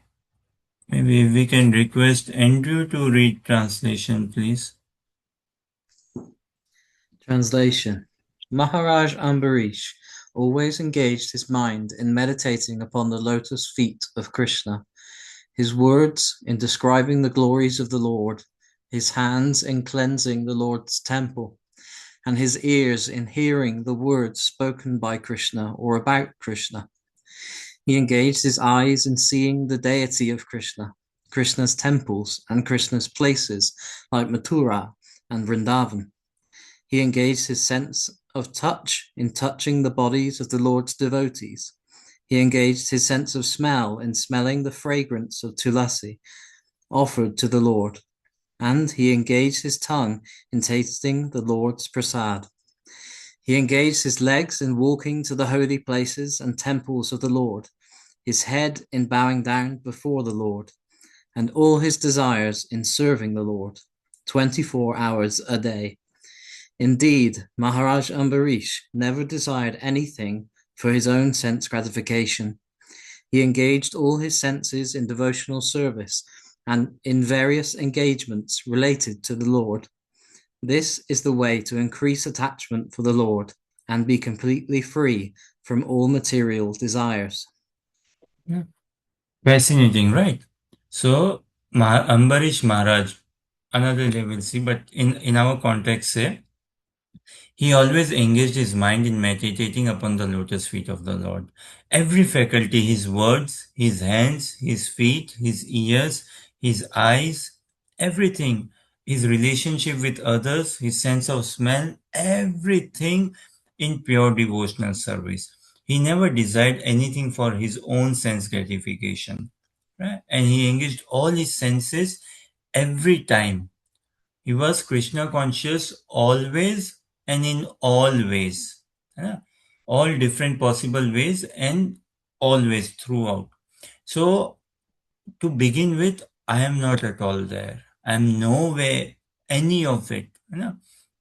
My mind is so turbulent all over the place. Everything about me is unholy. But life means an opportunity to seek out where is the pure devotee of the Lord. I need to come across a personality in my life whom I see who is always engaged in meditating upon the lotus feet of the Lord. Ambarish Maharaj is a personality, he is there in the scripture. In real life, he is not present before me. His inspiration and all, everything is there. The teachings he has left is there. But I need a real life role model who I can see. Is it not? Because if I cannot find love in a living real personality, how can it is much easier to love the person when the person is not present, you know? Many times it may come across, right? Oh, had I been at Prabhupada's time, had I met Prabhupada, I would have taken initiation from him. But you never know, Prabhupada made how many disciples? About 10,000 disciples, right? Now, currently, if I do just some sort of calculation, don't mind me, currently, how many are actively practicing Krishna consciousness? Very few of those 10,000 disciples. Some of them left their body, some are still present on this planet, but they don't practice Krishna consciousness. Many during Prabhupada's time and soon after he left the planet, they stopped practicing Krishna consciousness. So I mean, what is the assurance? What is the guarantee? If I was there at Prabhupada's time, oh, Prabhupada, I would have taken initiation from you. Fair enough. Is there a guarantee I would have continued? And what if Prabhupada that time told me, you go to Africa and open a temple? How would I have liked it? Is there a guarantee I would have liked it or not? There's no guarantee. I cannot say that, yes, I would have liked Prabhupada, give me that instruction, had you told me and all. And you know how I might have felt if Prabhupada, I was not the temple president, say, and all, in some temple, and I was serving, but if I don't get to see Prabhupada, because it was not easy to see Prabhupada, it was not easy to get into his room, it was not easy to go in a morning walk with him, it was not easy to have a conversation. You can write letters, but it will take time for him to read the letter and take time for him to reply as well. So what if I felt like, oh no, I'm missing out, I'm feeling left out? So many such things could have come, no? Could have. So I cannot afford to live like this, that okay, like this, the grass looks greener on the other side. Oh, had I been in Prabhupada's time, I would have taken. Who is stopping me now, Baba? And Prabhupada is present now in his books. The instruction still remains the same. Call it Prabhupada, call it Bhaktisiddhanta Saraswati Thakur, call it Bhaktivinoda Thakur, call it whosoever within our parampara. The message is still the same, the instruction is still the same. Become humble, become a pure devotee of the Lord. Understand the will of Mahaprabhu and prepare yourself to attain that mercy of Mahaprabhu. It's still the same. We still chant and everything. Yeah. So it is finding like Ambarish Maharaj, he's a personality in the past. It's amazing when I see him in the books, when I read him in the books. But imagine if that personality, Ambarish Maharaj, comes in my life and suddenly he appears. And then if he's a king and if he tells me, hey, you be Krishna conscious and pay your taxes on time, do this thing on time, you clean the house nicely. Oh, I may get a bit upset, because when he's presently present and being any hard upon me, I may not like it. Right now, he doesn't jump out of the book, so I love him, say. You see? So, as a candidate, as a prospective disciple, aspiring disciple, as a disciple, I need to find my living Prabhupada, the living personality, the living pure devotee of the Lord. And Ambarish Maharaj, Prahlad Maharaj, Dhruva Maharaj, they have set the standards, they are there. That's the standards they have set. Now I need to see in my consciousness Where is that tuning with my spiritual master? Do I see him as one personality whose mind is always engaged in Krishna consciousness, whose hands, feet, ears, tongue, all the senses are engaged and never desiring anything for himself? You know, that sort of thing. So I need to see, I need to pray that Krishna help me spot that personality in whom I see no fault and to whom I can love my heart and soul, who I can understand as the purest devotee of yours. Then, furthermore, who is none other than you, who is more than Krishna to me, who is the customized manifestation of Krishna, who is the supreme personality of Godhead for me. In Chaitanya Charitamrita Adi Leela, chapter 1, the chapter is entitled Spiritual Masters. And there it says, Sevak Bhagwan, Sevya Bhagwan. Spiritual master is the servant God.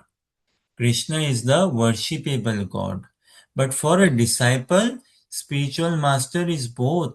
He's actually the worshipable God, you know, for a disciple. Because I need to learn how to live with my spiritual master. If I cannot live with my spiritual master, how can I live with Radha Krishna? How can I love Radha Krishna if I cannot love my spiritual master? That's the checkpoint in Krishna consciousness. Yeah, because Krishna is thoroughly occupied in Braj. He is busy. He has created this checkpoint. If spiritual master sanctions, okay, if you can live with him, you can live with me as well. I won't have any hesitation.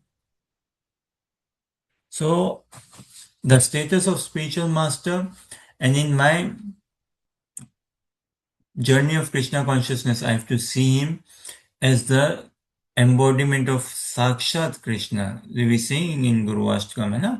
The seventh stanza, Sakshat Dharitvena Samasta Shastra. All the scriptures say this, that spiritual master is non different from Krishna. But under Mahaprabhu's lens, where does it go? It goes a step further, or even beyond some steps. What? Next, I need to see my spiritual master in my consciousness, experience him as he is Radha Rani himself. He is the embodiment, he is the personality, personified Radha Rani himself. That's a much, much evolved consciousness. So much of crying, so much of begging for that, so much of hankering, so much of desiring that my spiritual master is none other than Radharani to me. Because if I'm desiring to attain the seva of Radharani and I don't see my spiritual master as Radharani, how does it come about? It won't come about. This is subjective. For a disciple in disposition, spiritual master is the supreme enjoyer. He is the supreme benefactor. He is the supreme well-wisher for a disciple.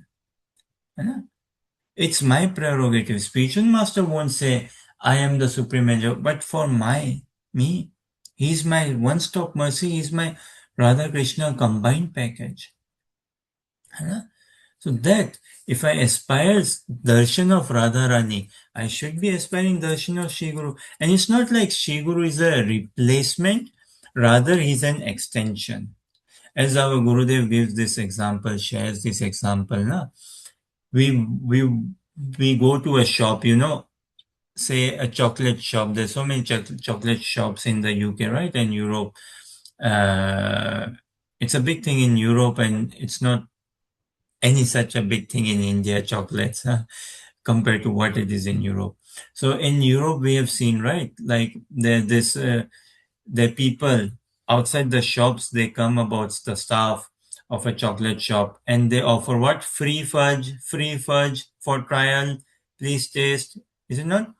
Try this free fudge or free chocolate, or this we have just baked, we have made. Please try, take as a sample. And you can go into the shop and you can try as a sample, or some ice cream shop you go, you can try as a sample. Okay, can I first taste this ice cream? What does it taste like? And then once we like the sample, what do? We order for the whole ice cream, right? Once we like the sample of the chocolate, what do? Yes, make this order, take this order. I would like this cake, whatever, then we place the order, say, once we like the sample.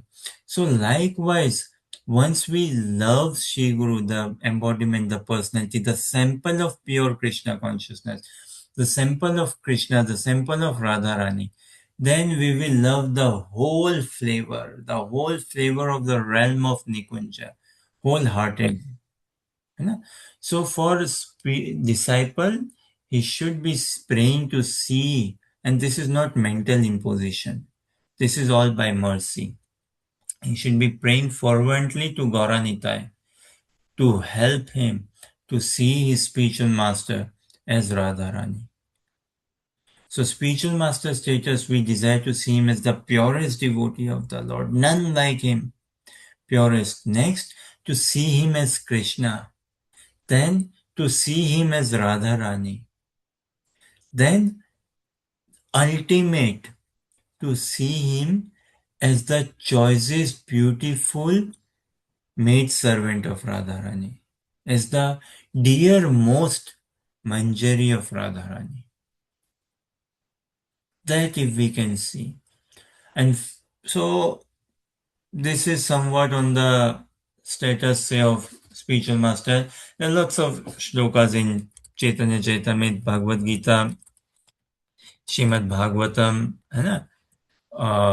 it's all over. Wherever we should be seeing, we would be seeing this glories of spiritual master. To share one, Ritik, share this Chaitanya Charitamrita Adi Leela, chapter 1, text 45. And then we'll, if there are any thoughts, questions, comments, or clarification, kindly let us know. Another day we can discuss a little bit more on the status of spiritual Can master you as repeat well. again? Adi Leela, chapter 1, text 45. And once it's on the screen, maybe we can ask Amanda to read, please.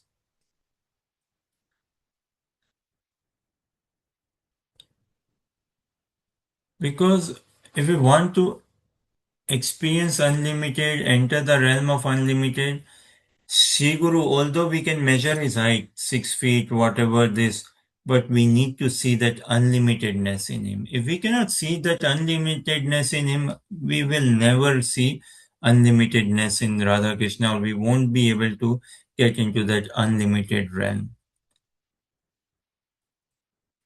Whenever, Amanda, if you could please read translation. According to the deliberate opinion of all revealed scriptures, the spiritual master is non-different from Krishna. Lord Krishna, in the form of the spiritual master, delivers his devotees. And this is what we are studying is not my interpretation, and there's nothing to interpret in here, and it's not my interpretation or someone else's interpretation. No, this is shloka in its rude form, in its raw original form. Guru Krishna rupe hoye shastre re pramane. Guru rupe Krishna kripa kare na bhakta gane. This is Krishnadas Kaviraj Goswami writing. And this much we are now exposed in the practice of Krishna consciousness. Guru Krishna Rupa Hoye. Shri Guru is Krishna Rup. He's the form of Krishna. He's Krishna, as good as Krishna, or in Shri Radhe. Shri Gaurangari. In Padma Puran, Devahuti, Mother Devahuti says that for me, if my spiritual master is higher than Lord Krishna, is higher than Hari, then if you think, Krishna, that in my consciousness I see my spiritual master a status higher than you, then based on that, give me your darshan. That is ultimate. That is ultimate. So share screen again, Ritik. Guru, so this is why we say Shri Guru will come just once. Guru Krishna rupe hoye shastra re pramane, This is all Shastra means revealed scriptures, bona fide scriptures. Praman evidence, it's all everywhere scattered in scriptures. Call it Bhagavad Gita, Bhagavatam, Chaitanya Charitamrita, whatnot. That spiritual master is Lord Shri Krishna for a disciple. Yeah? As good as Krishna. To begin with, and then it's like now Mahaprabhu's lens, because we are aiming for Radha Dasyam, survivorship of Radharani, then we need to see the Mahaprabhu help me. If I cannot see my spiritual master as the embodiment of Radharani, how will I be able to serve Radharani? If I don't see my, if I'm not blessed to see my spiritual master as the embodiment of Radharani. So spiritual master is not a ladder that we use as a channel to climb to go to Radha Krishna. And once we have gone to Radha Krishna, we leave that ladder or that channel. No, that's not the thing. That's not at all the thing. He is not at all a replacement that, okay, I have found my Gurudev now. I don't need Radha Krishna. I just need my Gurudev. If someone thinks like that, that I don't need Radha Krishna, I just leave my Gurudev, then Gurudev is bogus and the disciple is bogus.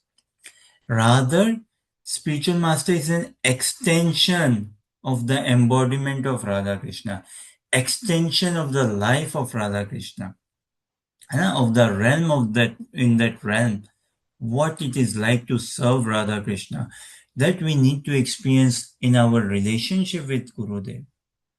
Guru Krishna Roop hoye Shastrira Pramana.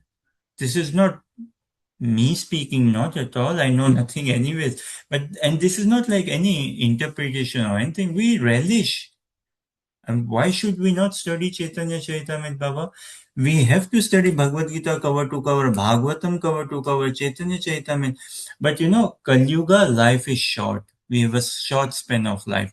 We are already heavily misguided. We are badly conditioned, heavily, badly, tremendously conditioned, heavily misguided, low fortune, so much of things going on. So Kali Yuga, we cannot afford to beat about the bush. We cannot. This is why Prabhupada, he realized, he knew that, okay, health is not on my side. Although he's a transcendental personality, eternally liberated soul, but to help us see the workings of this world. Like Ritik maybe share once, just will share this thing. Prabhupada is a liberated personality. We all not disagree. We all wholeheartedly agree. Is it not? But still, giving the context, the state of health he came in the Western world, and even India, and traveling and kind of distributing Krishna consciousness, he knew that time is not on his side. Health is not on his side. And this is a mortal world. This is a mundane realm. Everyone exits from here, has to exit. But Prabhupada showed us the way how to exit. Spiritual Master tells us the way, teaches us how to live in this world and how to leave this world. So Prabhupada, he realized the importance of time. So he stopped writing. He was writing Narad Bhakti Sutra or some other books, but he parked them and he said, no, let me first give Krishna book. He was writing Shrimad Bhagavatam, but he parked that. Third canto, I believe he had written, but he parked. He didn't write more. He said, no, first let me give you Krishna book, which is 10th canto. Because he said, I don't know how much Krishna wants me to stay here. So I want to first give you the 10th canto of Shrimad Bhagavatam, the cream of Shrimad Bhagavatam. And then Chaitanya Charitamrita. So we don't know how much time. We cannot afford to beat about the bush. No way. If we are any awakened, if we are any sincere, we pray to find good inspiring association and scale up in our practice of Krishna consciousness. So, okay. So, Guru Rupe Krishna Kripa Karena Bhakta Gane. In the form of spiritual master. Not in the form of, in the sense, A.C. Bhaktivedanta Swami Prabhupada, not in the sense, Srila Bhakti Siddhanta Saraswati Thakur Prabhupada, not in the form of anyone. This is Vedic literature since eternity. This is the message. It is not something new.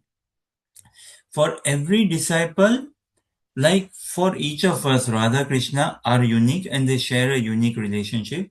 For every human being, there is a spiritual master available, presently present in this planet.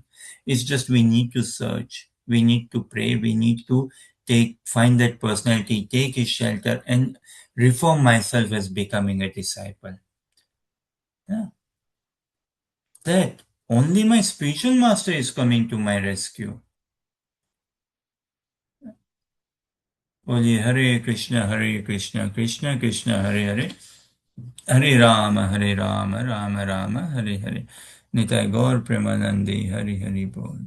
So, any thoughts, questions, comments, clarifications, or anything to add, please?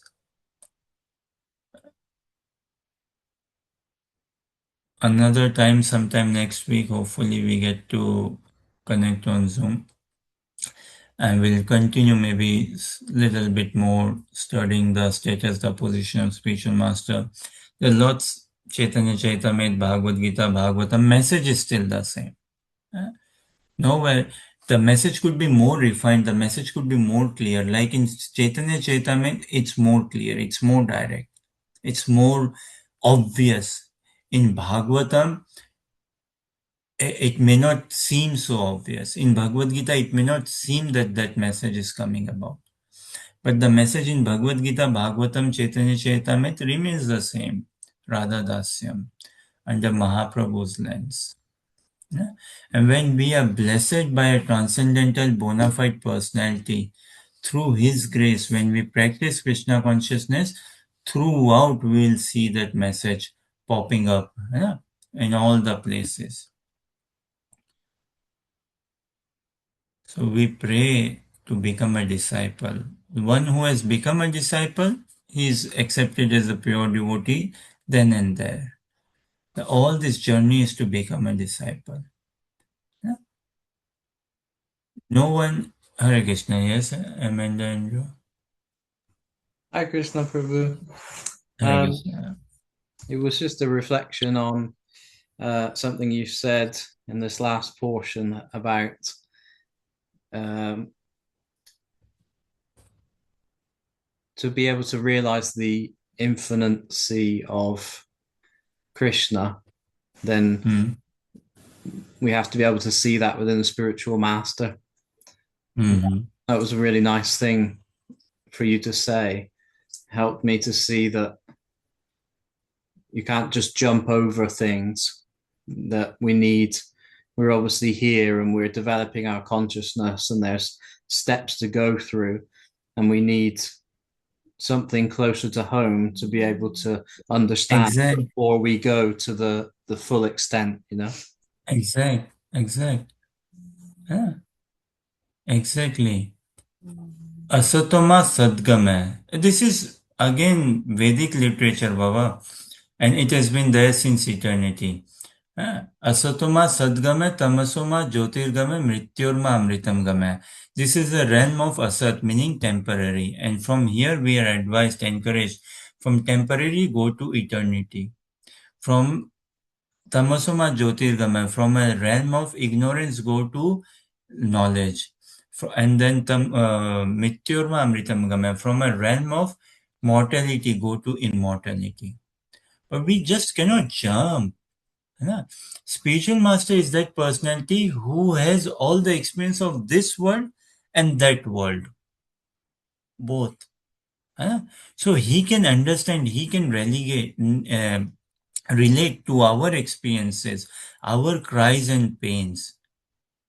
He can see to it. Like I give an example, a person is admitted in a hospital. A parent, they had to admit their child in a hospital because of some road accident. And the child is heavily injured and needs surgery. Naturally, it's an A&E situation, accident and emergency situation. Naturally, the parents are worried, they are crying, and they are praying to the doctor, they are begging him, they are telling him that please do surgery and heal him, make my child good, all of this, right? Now, the doctor, he can relate to the experience of the parents, can he not? He can see where they are coming from, their emotions and everything. But same time, if the doctor becomes overwhelmed with them as well, as in the doctor also starts crying alongside, and the doctor also sees, oh yes, actually he's very badly hurt. It's oh no, he's so much in pain, I agree. Will it help the parents? No, it won't. Huh? The doctor knows the surgery and he does the surgery on the child. And he may have to speak strong words to the parents to calm them, to bring reality check to them, to for their well-being. He will speak those strong words. And wherever he have to pacify them, he will pacify. But he will never get overwhelmed as the parents would get overwhelmed. Fair enough. So Krishna, like that, we get so overwhelmed. Krishna never gets overwhelmed. Because Krishna does not know what is matter as in interaction with matter, what is materially pain, what is material cheating, what is materially getting overwhelmed, grief, grudges, traumas, all of this. He does not know any of it. But spiritual master also does not know, in the sense he is not living in that. But spiritual master can relate. He understands where we are coming from. So that spiritual master is the best sample for us.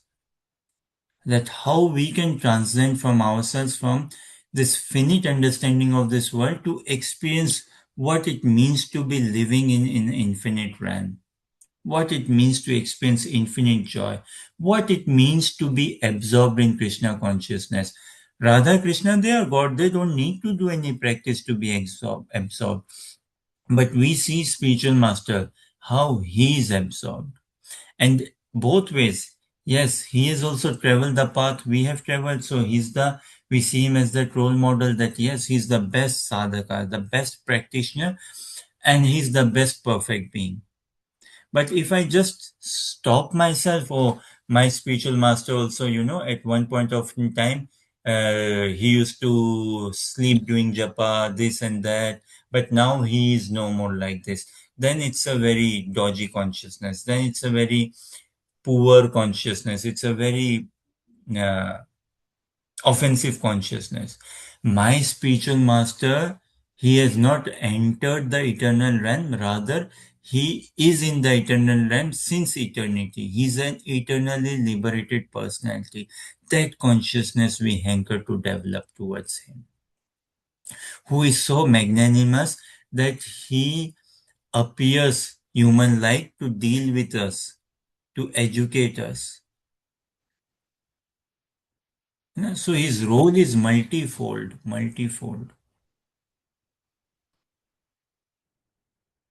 And unlimited glories. Just we need to pray, and this is why Prabhupada writes in the preface of Nectar of Instruction. He says, advancement in Krishna consciousness depends on the attitude of the practitioner. If I have a good learning, grounded, humble attitude in good, inspiring association of devotees, then we are going home. Only Hare Krishna, Krishna Krishna, Hare Hare, Hare Rama, Rama Rama, Hare Hare. Nitai Gaur Premanandi, Hari Hari Bol. So on that note, we'll give you some peace, and we hope to connect soon. Thank you very much for your kind participation, encouragement, patience, and perseverance, and continue blessing us, please. Hare Krishna.